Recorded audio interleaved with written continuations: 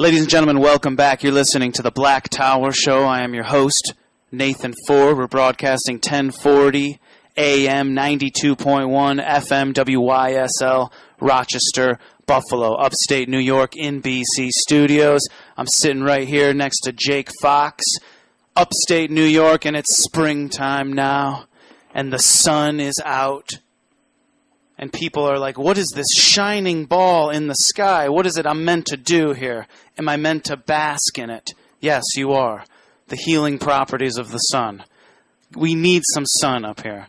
For those of you in California, you're lucky. But here, we're sadists. We like to torture ourselves, apparently, in upstate New York. And it's still cold. And I'm thinking we probably still got a couple more months of winter left here. Which is unfortunate, but we're used to it, right?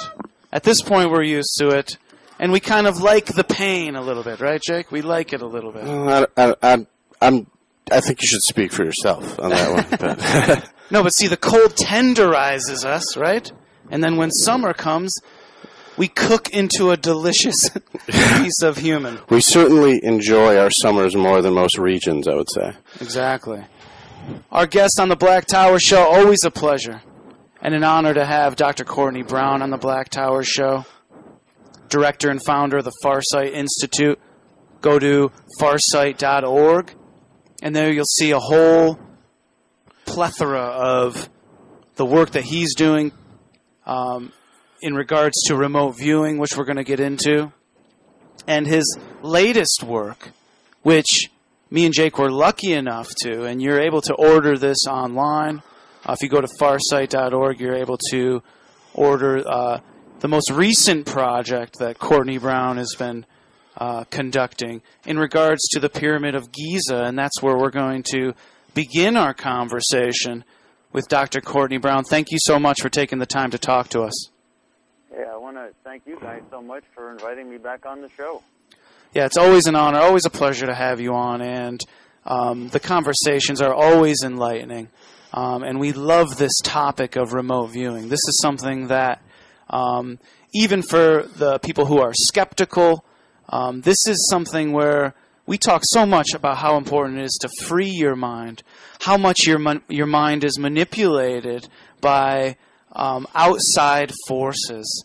And it's always important to, even if as a skeptic, to kind of exercise the mind and allow yourself to delve into areas that you aren't necessarily comfortable with. But let's get started. Why did you choose the Pyramid of Giza as your kind of test subject, Dr. Courtney Brown? Well, remember that we are a nonprofit.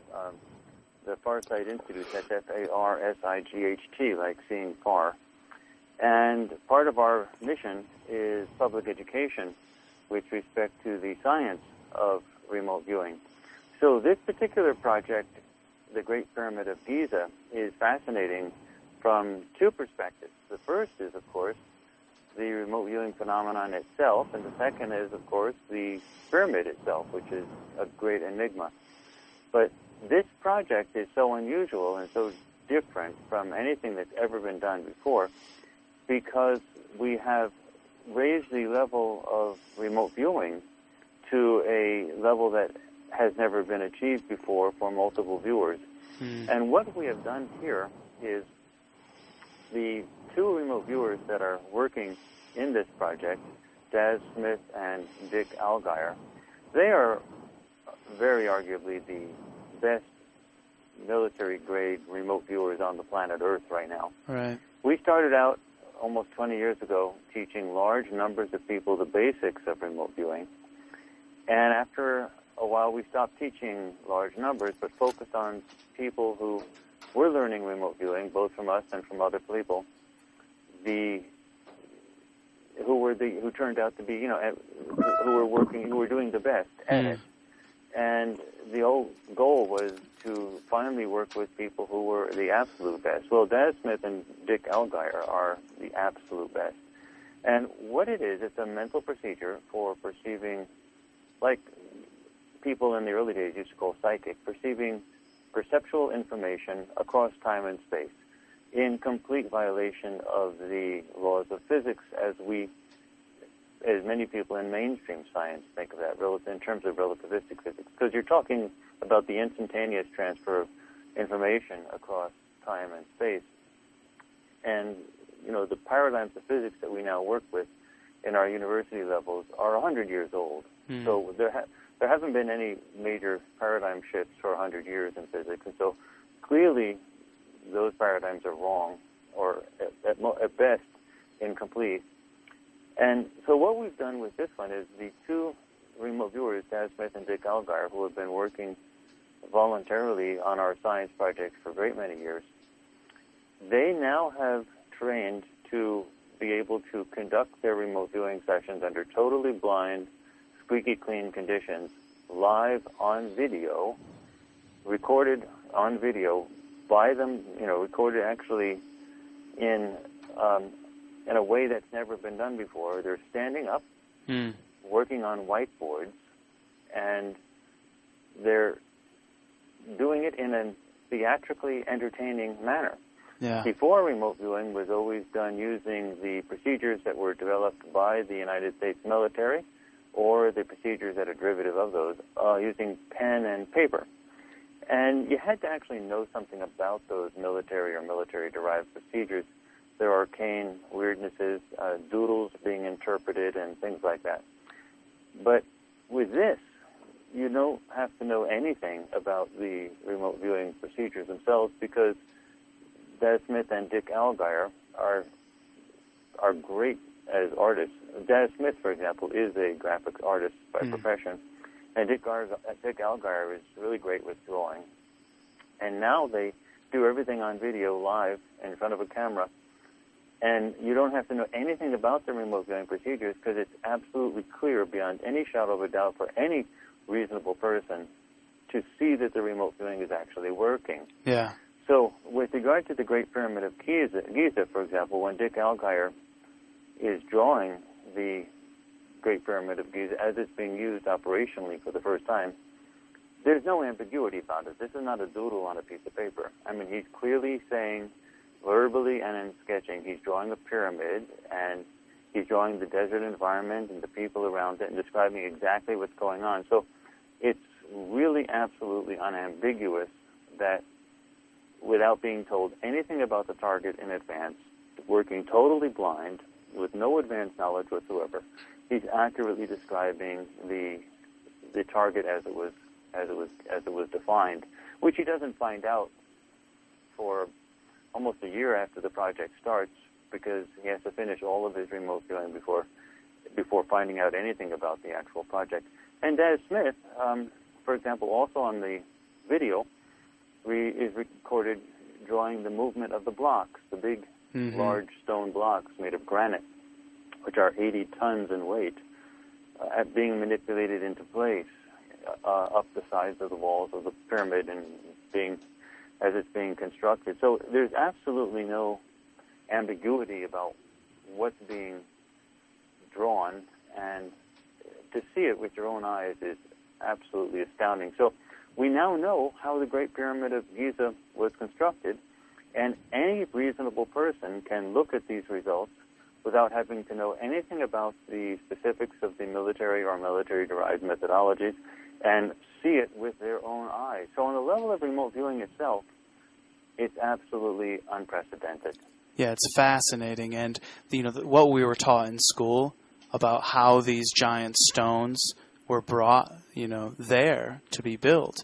I mean, that's kind of the main idea of the targets that you chose, was how were these rocks mined and how were they transported there? Do I have that correct? Well, this is huge. You see, the mainstream science is holding on to an absolutely undefendable, ridiculous set of ideas about how manual labor by itself was used to cut the stone blocks, transport them to the site of the pyramids in Giza.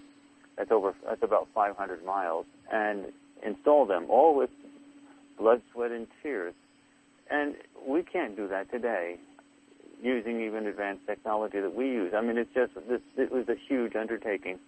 And so the idea that humans did that, these are 80-ton stone blocks, absolutely huge. And in fact, mainstream archaeology and mainstream science speculates that the pyramid was built over a period of the Great Pyramid of Giza. That's the largest one in Giza, Egypt. That it was built over a period of 20 years. Now, if that is true, that means 12 of these huge stone blocks had to be cut at a quarry, transported over 500 miles to the site, the Giza Pyramid site, and installed. 12 of those blocks every hour of every 24-hour day, nonstop, for 20 years. And it's just stupid. It physically could not have happened. And so when you look at the explanations that mainstream science uses to explain how those pyramids were built, it simply doesn't hold water at all. And so some other way that the pyramids had to be built has to exist, and we came up with exactly what happened, and everything that we have in this project totally matches the facts on the ground in terms of what we see today with regard to the pyramid. So the Great Pyramid of Giza, to bring a long story short, you can find out about it. It's at our website, www.farsight, FARSIGHT.org, O-R-G, because we're a nonprofit. And there's an announcement video that's right on the homepage that is 40 minutes long. It's free. That contains over about 25 minutes of the actual documentary itself and a lot of explanation that goes around it to sort of put the whole documentary into place, the significance of everything. And that announcement video is where people should start. And then they can see the full documentary if they want. Plus they can see for free all of the sessions, the paper and pencil sessions, the paper and pen sessions are all there, plus analyzed. And for the full documentary, we have it available both as a video on demand using Vimeo as well as a DVD and very inexpensively priced. We want this information to get out there because we want people to see the remote viewing finally in a way that's totally unambiguous, totally conclusive. And remember, there's always, with remote viewing projects, there's always two types of remote viewing. First is verifiable, and that's information that you can absolutely conclude is true based on what you know about the target. So that the remote viewers, while working totally blind, are bringing back information that exactly matches what we know about the target. For example, the pyramid is the pyramid made of stone, and it's in the desert and things like that, and it looks the way it looks. Mm-hmm. That's all verifiable. The stone blocks are what they look like, and they have to be manipulated into place. That's all verifiable.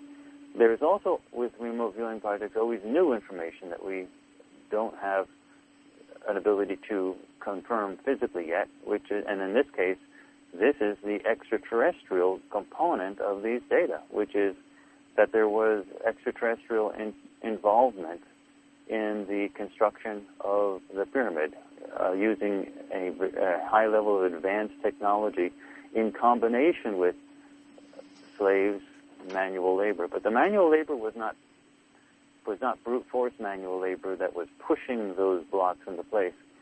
The technology that was used to both cut the blocks out of the rocks, out of the quarries, and to lift them up and to float them into place was of extraterrestrial origin. And the human laborers that were involved in the project did not develop that technology themselves. They didn't even understand it. It was being done for them. So they were sort of around these blocks, guiding them, manipulating them, but they weren't using their physical strength in order to lift these 80-ton blocks and move them into place.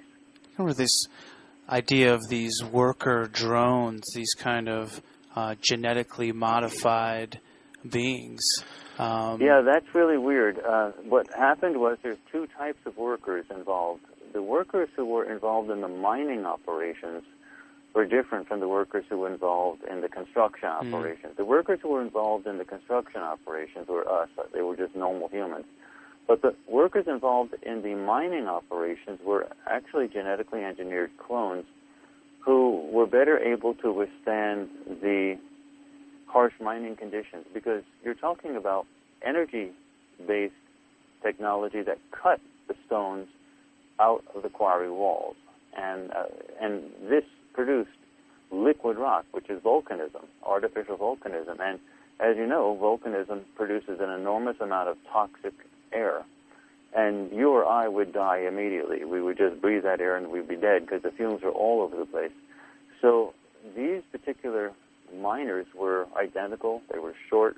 They were genetically engineered to withstand the conditions better. They still died. They still, malfunctioned.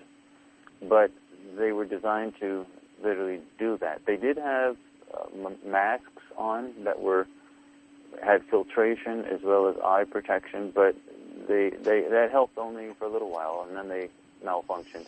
And the extraterrestrials who were involved in getting those clones to do that job, they were on one hand concerned about them, so that they wanted to have them, live as long as possible to do their job.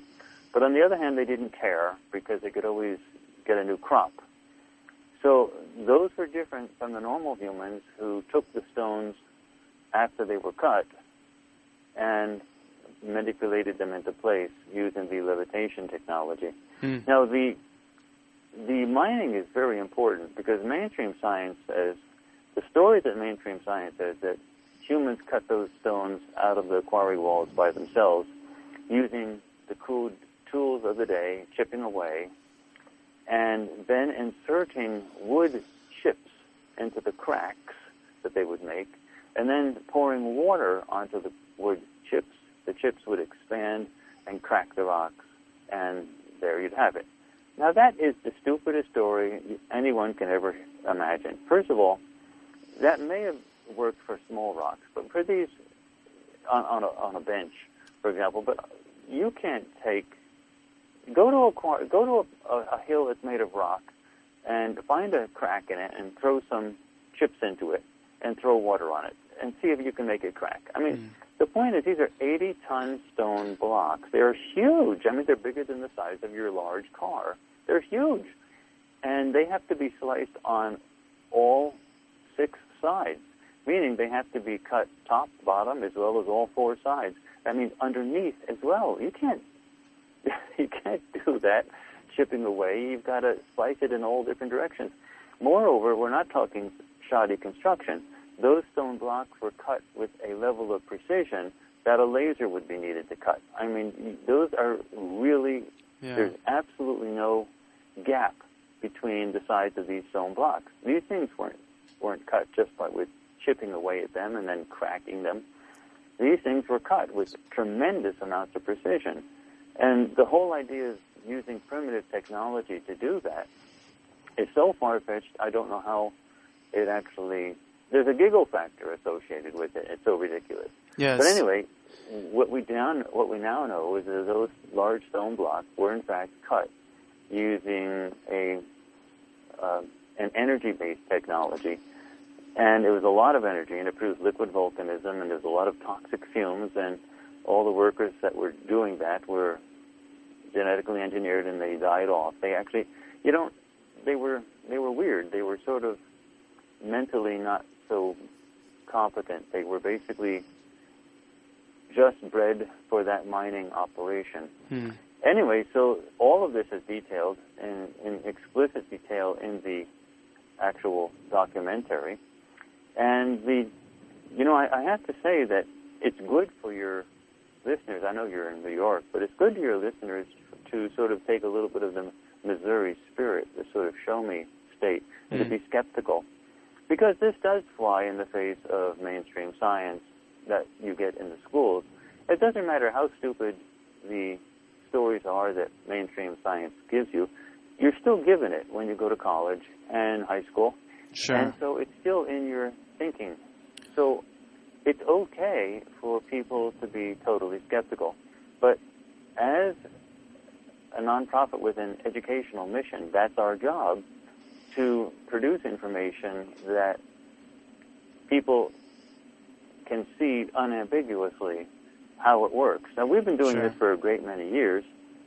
This is arguably our most exciting project. We've done a lot of projects over the years, a lot of science projects. We've been published in leading peer-reviewed science journals, and so this stuff is starting to change things. The theory of remote viewing, for how it actually is physically possible, is actually starting to make its way into mainstream science. It involves the idea that this is a frequency-based universe and that matter as we know it really doesn't exist.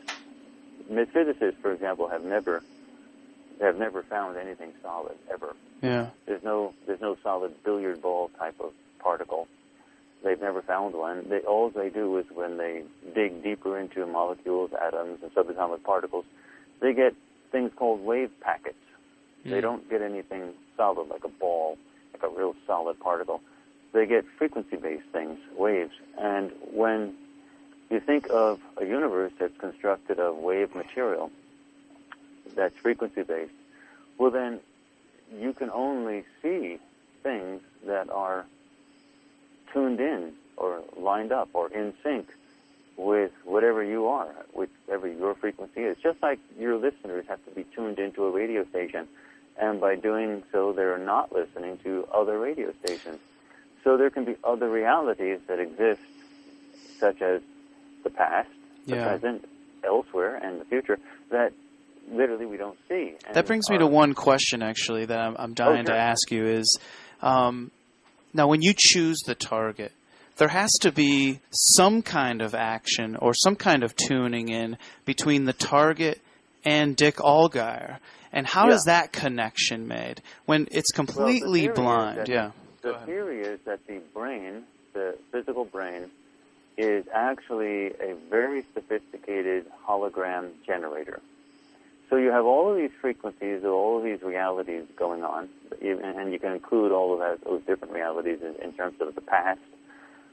And you don't see anything but the present, the thing that's right in front of you. And the reason is, from an evolutionary perspective, is you really have to see the lion that's in front of you today. If you're going to survive, you do not need to know about the gazelle that was there yesterday or the elephant that will be there tomorrow. You need to really tune in on just the now.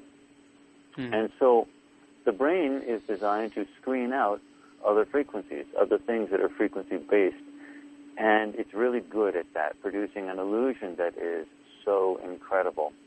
But what remote viewing does, since the brain is a very advanced frequency sifter, or what we might call a hologram generator, what remote viewers do is they train for an extremely long period of time to get good at allowing the brain to send information in that it normally would screen out.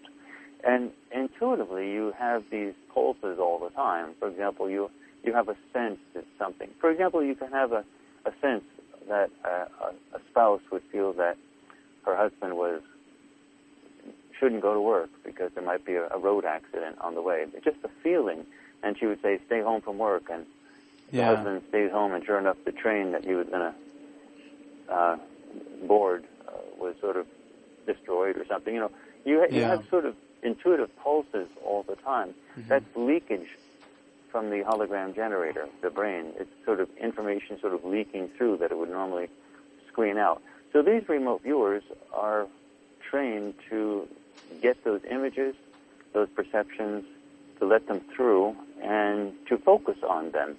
So they may be coming through weakly, but the remote viewers are trained to concentrate and focus on those weakly perceived images so that they focus on them and really describe them really well. Does Dick Allgaier, does he have this skill just day to day? Is it something that he has to focus in on, or is it something that he carries with him day to day? Well, he carries it with him. Once you become really good at this, then it's part of you. Yeah. But to do these remote viewing things the way we do them at the Institute in sort of a scientific experimental setup, it's got to be something where he's told via a non-leading email that there's a target to remote view it, and that's it, nothing else. He knows nothing more. And then he simply does it. It takes about an hour, and usually paper and pen type of thing. And then later he starts expanding on that, and that's what he does on video to finally fill in all the blanks. And then the video stuff is to die for. I mean, it's just extraordinary. And so when you actually see him, and you can actually see some of this remote viewing on the free 40-minute announcement video that's on our website, farsight.org, it's unbelievably good. It's the quality of the remote viewing for Dick and Daz is as good as if they were there in the past and watching it with their own physical eyes. It's that good. And that's why it's so extraordinary. And so when people actually see it, now these people, Dick Allgaier and Daz Smith, they have an extremely long published track record under totally squeaky clean scientific conditions and projects that we've done at the Institute, and they've been published in peer-reviewed journals, their data and so on. So this is something that, they've been around a long while, and there's a big track record for it. And remote viewing is the main thing that is challenging sort of the dominant paradigms in mainstream physics. And a lot of people like those paradigms and sort of say, you just can't throw that whole thing out. But you have to remember that those paradigms haven't changed since the beginning of quantum mechanics and the beginning of relativistic physics. They're 100 years old. And so you're talking about, we've gotten better in terms of the details, but in terms of the big ideas, the basics of quantum mechanics and relativistic physics for the micro and the macro, nothing's really fundamentally changed for 100 years. So you're talking very, very dated paradigm structures that are taught at the university level. And we now know that they are wrong, and that major things have to change. We also know that the physics community is changing, slowly but changing. For example, the physicist Hugh Everett, who originally came up with the correct interpretation of what's going on at the quantum and macro levels based on frequency to explain some quantum mechanical experiments that have been puzzling mainstream scientists for the longest time, mostly the two-slit experiment. He came up with the interpretation called the other worlds interpretation, and basically in a frequency-based universe, these other worlds would be out of sync with what we're looking at, so we wouldn't be able to see them, and so these other worlds would exist, and so on. Well, back in 1957, he got his PhD in Princeton working under John Wheeler, and, that was widely ridiculed in his day. However, today, 18% of mainstream physicists have accepted and adopted that view as being the correct one. And the 82%, which is still a majority, still accept the old, both Copenhagen and simple relativistic perspective that was around back then. So 18% may not be, big to some people, but it's an earth change to others. And it's also useful to know that 18% of mainstream physicists are younger. They're the newer generation of physicists. And the 82% are older. And we're really seeing a generational replacement process going on right now. We're talking to Dr. Courtney Brown, the Black Tower Show. Jake Fox is here. Both Dick and Daz did a great job on the remote viewing, but Dick Allgaier really takes things to a whole new level, in my opinion. I mean, the detail he goes into. I mean, he's talking about this satanic-like ceremony with a demonic-looking alien looking over the situation. He's talking about this power struggle with a human leader of the whole operation, and there's a computer involved. I mean, this guy he took things to a whole new level. I mean, it was really amazing to watch him work. Yeah, but you have to understand that Dick Allgaier has been a celebrity newscaster in Hawaii for 30 years. So he's used to working in the video. Daz is a graphic artist, really great one. So he's great with drawing things, especially three-dimensional things. But he's newer to video. But to get Daz and Dick both on the video at the same time to be able to do that, there's nobody else that can do that. So, but I understand what you're saying about Dick. He's extraordinary. And let me just tell you a little bit about the background with regard to Dick and tell you why this project is so important to us. These are the only two guys. We worked with hundreds of people over the years. These are the only, but as we sort of focused and narrowed down on the very best, these are the only two guys that can do this level of remote viewing at this quality. And there are some real issues going on. It took us 20 years to get to this point. We're at the absolute top of our game in terms of the Institute being able to do these projects with the best remote viewers, to be able to show ordinary people without any special knowledge of the military or military-derived procedures that the remote viewing process works with extraordinary detail. And we're not only at the top of our game, but the clock is ticking, because a couple years ago, Dick Allgaier had a concussion, work-related concussion, and had to retire as a newscaster. And he's getting older also. And while he has recovered from the concussion, he still can't take the level of stress that's involved in the old, say, news jobs. So, there's a time limit for how much time we have with Dick. And in terms of him being able to, keep on doing these projects, he's not going to do this forever. Mm-hmm. And with Daz Smith, he's got other problems. He has economic problems.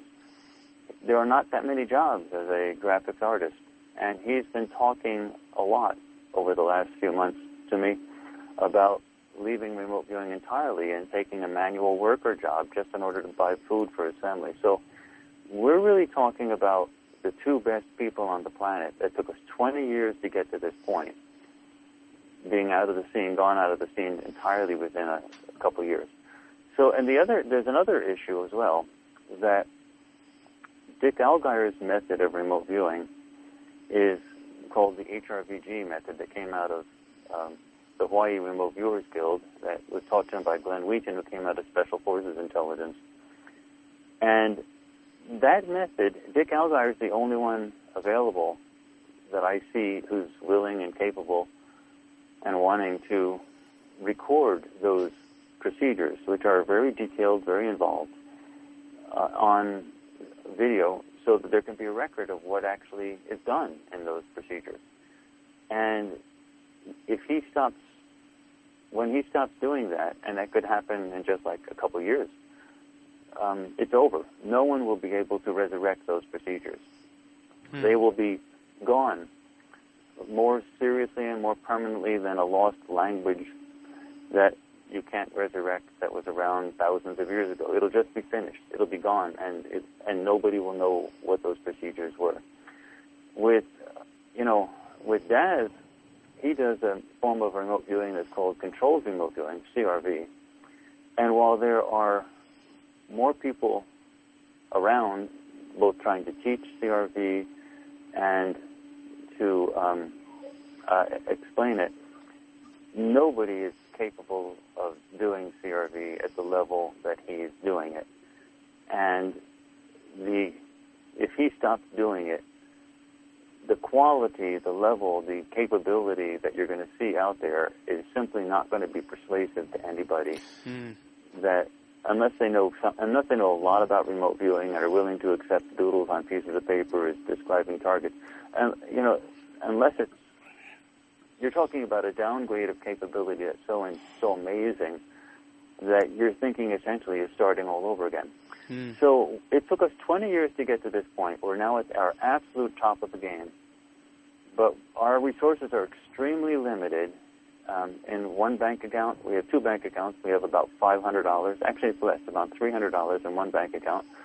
And that's the bank account of the company that makes the videos. And in another one, the nonprofit, we have a couple $1,000, and that's used for maintaining the instructional materials and things like that, all that we give away for free. Yeah. So we're talking about a need for new resources, a lot of new resources. In particular, we're needing to get a video studio that we don't have, so that we can bring Dick in, for example, do a lot of things with it, but we need to bring Dick in and put him up someplace. He can't sleep in the back of a car. and record them over a process of a month or so, maybe 2, getting all of the HRVG procedures in studio quality stuff so it's recorded for people to be able to know, because he's the only one willing to do that I know of. And the original HRVG procedures, my understanding, were originally designed to be kept within a small group of people in Hawaii, like 10. And so getting them out to literally hundreds of thousands of people was never in the game plan, from what I understand. And so if Dick, who's the only one that I know of that was willing to do that, doesn't do that soon. So these are kind of the steps that one needs to take in order to develop the skill, you're saying? Yeah, these procedures that he does, if you actually see the procedures that are actually sort of involved, they're quite complicated. I mean, to get these perceptions through, for the conscious mind to see them, to get them, through a brain that's designed to screen them all out, that's not a joke. Otherwise, remote viewing would be so transparent, people wouldn't even be questioning that it works. But the brain is really efficient at screening this stuff out. So the illusion of a singular Earth and a singular moment and a singular moment of the now, and the past, when it happens, it's gone and you can't see it anymore, that illusion is enormously persuasive. And so to get to the level where you can do what Dick does, it's not only his capability that's involved, but the procedures that are used are extraordinary. They're really complicated. Yeah. And all of those things need to be explained because there's nobody else that's going to do that. Anyway, so we don't have many resources. So people, if I could actually put in a blatant plug here for our free newsletter. No, we have no money to connect with people, so we can't buy any advertisements for anything to tell them what we're doing. So we ask people to go to our website, www.farsight, F-A-R-S-I-G-H-T, like seeing far.org, O-R-G. And on our nav bar on the left, if you go to the bottom, you'll see a big blue sticker down there that says, subscribe to our free newsletter. That's the only way we can connect with people and tell people what we're doing. So if your listeners do that, it really helps us, explain things to people. Absolutely. And go out and support, for sure. When you buy the video, when you watch it, you're actually contributing a small amount, but a small amount helps to our eventual, which has really got to happen within a few months, or it's not going to happen at all, purchase of a studio so that we can start getting all of this stuff together. Sure.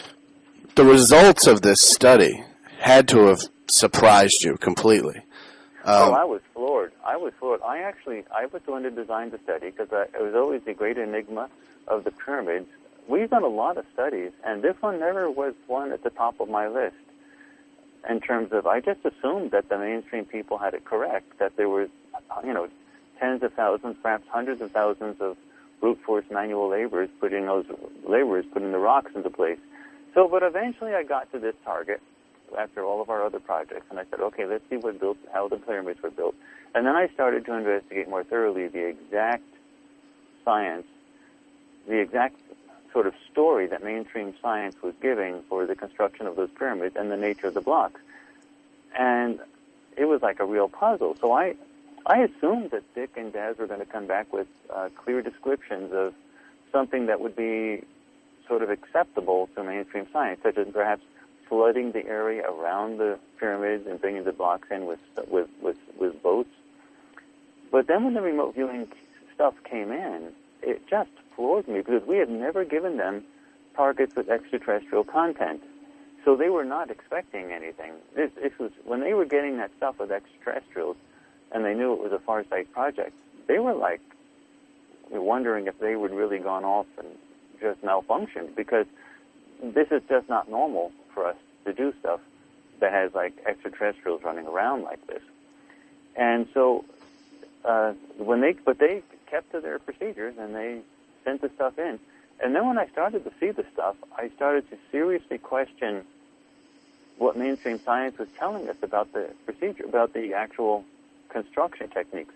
And then when I really looked at it closely, I said, mainstream science is absolutely bonkers. There's no possible way they could have put 80-ton stone blocks, cut them with that perfection in the first place, using wood chips to expand rocks and crack them. I mean, it was so stupid. And then to take those 80-ton stone blocks and lift them up and throw them onto wooden or reed boats and carry them up the Nile. I'm sorry, but it makes me laugh just to think about it. I was snookered by mainstream science as well in the beginning. But any one of those blocks would have sunken any boat that they possibly could have had, even if there was a way to cut it and get it onto the boat, which there wasn't. Any rock that they could have put that big onto one of those boats but it would have put that boat at the bottom of the Nile in an instant. I mean, they had no way of carrying those blocks using boats. I do love this, though. I love the fact that, humans, we had that advanced technology there. And then my mind starts racing. I'm thinking, well then something happened. Something happened. Wow. It was not a human technology. That's the thing. The remote viewing came in very clear that the humans did not understand the technology. It was going on around them, but they were basically idiots. They didn't know. They did not develop that technology. They saw it going on. They saw the technology lifting the rocks, but they didn't know how it was working, and they were not the ones operating the machines that did it. Yeah, it makes me wonder about the purpose as well, then, if it's these other beings, the purpose of the Pyramid of Giza. Well, that's very interesting because, it's that's very interesting because the extraterrestrials stayed at a distance from the humans. And the extraterrestrials are also reported by Dick to be telepathically very easily aware, meaning their brains work differently than our brains. And it's not difficult for them to perceive across time and space, and telepathy is normal for them. So during the process, when Dick was actually remote viewing the clones being genetically engineered as fetuses, he came across an extraterrestrial that he called the praying mantis lady, and she saw him. And that's actually not that unusual. We actually have numerous experiences where remote viewers see other remote viewers at targets and report it. Even if a remote viewer is given a target that another remote viewer was given, say, 10 years before, and the second remote viewer is not told that anyone was ever given that target before, they often report that so-and-so is at the target. What are they doing here? And so you leave sort of like a ghostly image. And so this has long been known, and it's been known by the military as well. So this extraterrestrial that Dick called the praying mantis lady actually saw Dick, thought it was sort of both interesting and humorous that he was able to perceive, but she was not pleased, and she told him to basically get the blankety-blank out of there, move on. It was not his business. And of course, he just reported all of that back. Wow. And he thought it was completely bonkers. He thought it was just, he didn't understand the whole thing. But then when it all came back and the whole project was put together, everything made sense. And in fact, that's the only way you could have got miners to work under those conditions where you're melting rocks right off of the sides of the quarry walls. Sure. The level of toxicity would have killed you or I. So, you really did need those types of specialized workers that were disposable, like a disposable razor. Use them for a little while and they would just malfunction and you toss them away. And when they malfunction and you toss them away, you get a new crop. So those weren't normal humans. They were specially designed to withstand those conditions for as long as possible, and then off they go. How much of the success of remote viewing is based on perceiving or tuning into the people that were there or the other beings that were there and their consciousness? Is Dick Allgaier kind of... The remote viewing can perceive anything that's there, both physical items as well as thought processes. So in the entire project, you get a mixture of both. You get the physical descriptions, but you also get concepts that are coming out of the minds of those people. For example, when Daz Smith was reporting how the dark-skinned, minimally clad, minimally clothed people were manipulating those stone blocks into place, on top of a levitating technology that was keeping them floating, the blocks floating, he was able to clearly perceive mentally that the people didn't understand the floating technology. And, you know, for those listeners who are perhaps apoplectic with the idea of levitating blocks, do understand that we have a number of forms of levitation today which work quite well. There is acoustic levitation using just sound waves. Sure. And Daz Smith did report that sound was involved in this version of levitation of the blocks, but it was more than just sound. He called it sound plus. But we also have magnetic levitation. For example, the acoustic levitation you can see lots of examples of on YouTube. The magnetic levitation, of course, we send trains. Japan has magnetic levitation on their trains, and the trains go 200 miles an hour and never touch a rail. So, you know, we do use various forms of levitation to this day, and our technology is relatively primitive. So if you're talking extraterrestrial technology, you're talking about, you know, forms of levitation that are better, cooler, niftier, more applicable to what we have today. And there is no other way that those blocks could have been floated into place, especially with that level of weight and that level of precision that was required. I mean, the gaps between the rocks and the pyramid are non-existent. There's no gap. And you're talking a huge structure. For thousands of years, that was the tallest structure on the planet. And there's multiple pyramids, too. We focus just on the largest pyramid, but, you know, there's a whole bunch of them. The other thing that Daz came up with, in particular, is that near the completion of the pyramid projects, before it was totally finished, not just the Great Pyramid of Giza, but there was a collection of pyramids. So before it was totally wrapped up, another group of extraterrestrials arrived on the scene and dispersed basically scattered the operations of the first group. So the first group was essentially manipulating humans in a slave-master type of relationship that was severely punishing, lots of death, lots of suffering. And the second group, when they came on the scene, basically inserted new knowledge and essentially chased the first group away, the first group of extraterrestrials away. Now, there is no evidence of a space battle, so we don't really know where those other extraterrestrials went. They could still be here causing problems, but going to sort of the so-called Plan B. But the second group disrupted things in a way that caused the large masses of people to disperse.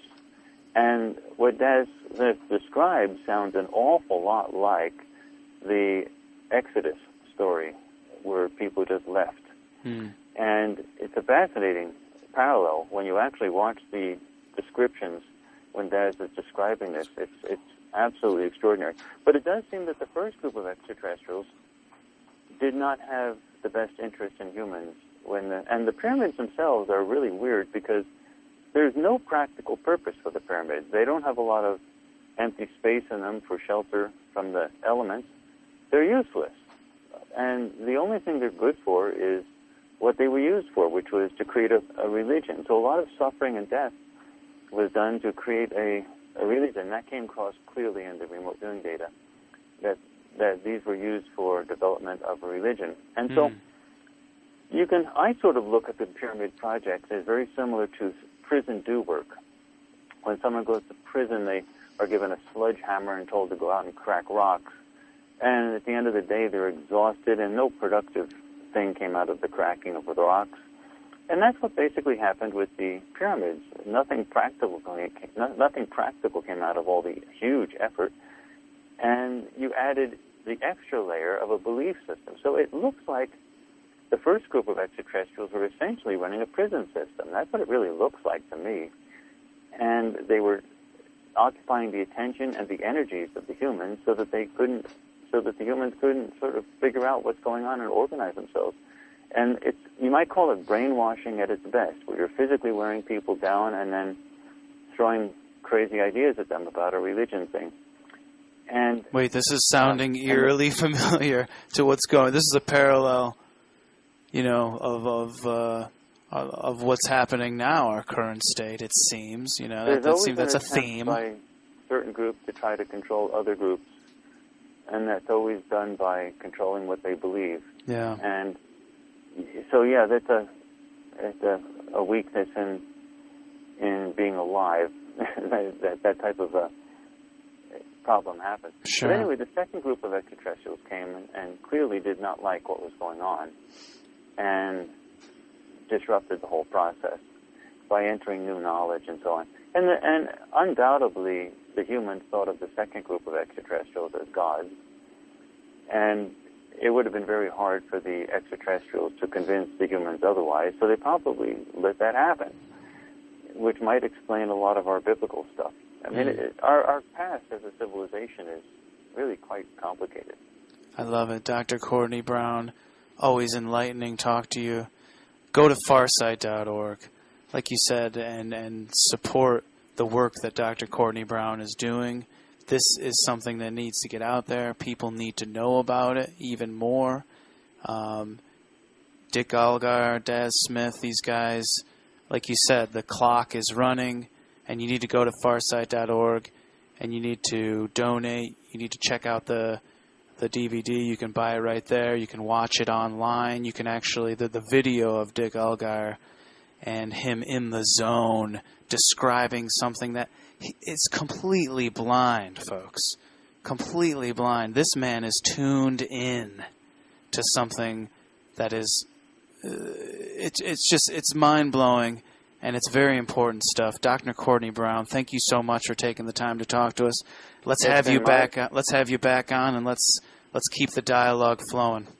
It's been my pleasure. And if I can remind your visitors to sign up for that free newsletter, there's no reason not to. It's free, and we don't share those email addresses with anyone.